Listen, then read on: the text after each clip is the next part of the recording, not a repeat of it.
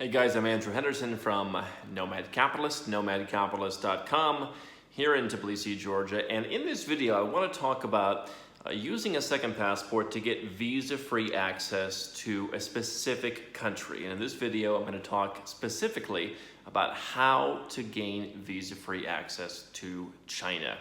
Now, in my circles, those of us who geek out on passports and who track which countries are getting visa-free where and which countries are being added. This is what we do in our spare time.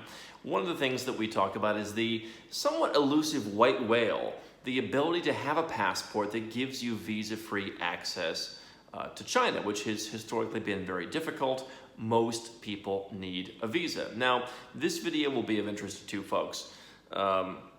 One, people who are Chinese citizens and who want a second passport that they can return to China with. China is rather strict in terms of not allowing dual citizenship, and so if you ever plan to lose your Chinese citizenship, you may want to be able to return to China visa-free. And seeing that the Chinese account for as many as 98% of applications to certain passport programs, there's certainly an interest in that. The second group of folks are the rest of us who just might want to go to China and are too lazy to go down and wait at our local embassy. Now, I've gotten Chinese visas both as a U.S. citizen, where you just send it in the mail to a processing agent and they send it back to you a week or so later. I've also walked into the Chinese embassy and I found both procedures relatively straightforward. So the idea of getting a second passport just to get visa-free access to China is somewhat of a novelty, but I did want to go over about 7 countries that potentially could actually get you into China and whose passports are obtainable in case you have a desire to be able to go to China without queuing up the visa line. So I'm going to group these into 3 categories. The first category are countries where you can go and you can make some kind of investment, or in some cases even not, and you can naturalize in a certain period of time, and when you do become naturalized, you can use that passport to go to China. The second category is a fast citizenship by investment program, and the third category is potential citizenship by investment program. So perhaps the most affordable but a bit more difficult and slower way to get visa-free access to China on your passport is through 5 countries. Mauritius, Ecuador, Fiji, Serbia, and Singapore. Those are the 5 countries who have passports that I've deemed to be somewhat obtainable. Mauritius perhaps the easiest one. If you're willing to invest $500,000 and actually spend time physically in the country, you can become a citizen in as little as 2 years. It's actually a pretty interesting passport.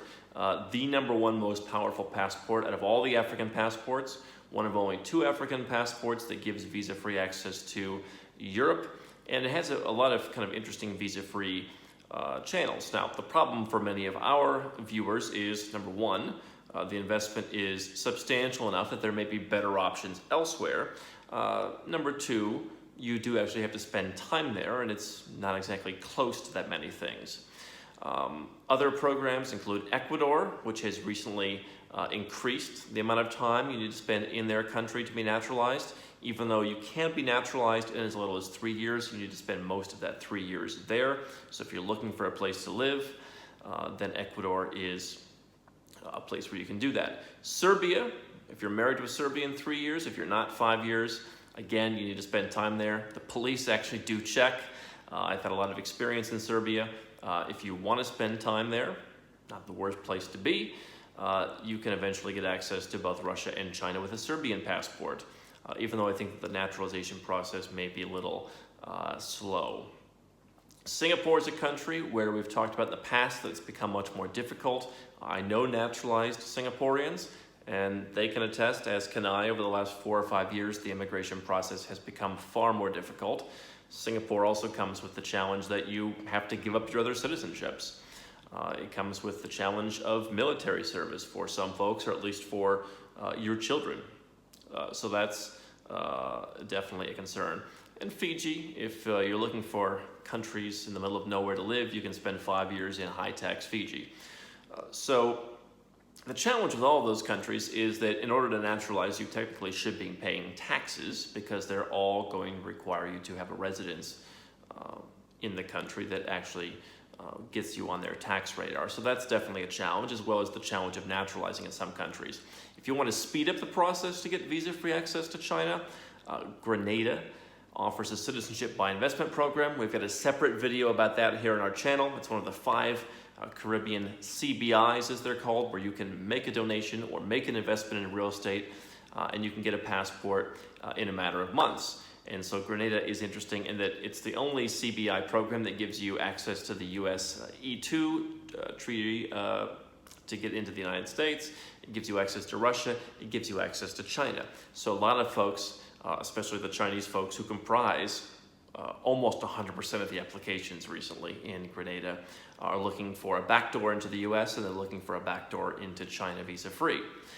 Another country that has not really been discussed much, other than my geeky passport circles, is the Bahamas. The Bahamas is a very interesting visa-free regime, and they are one of the few countries that actually has visa-free access to China.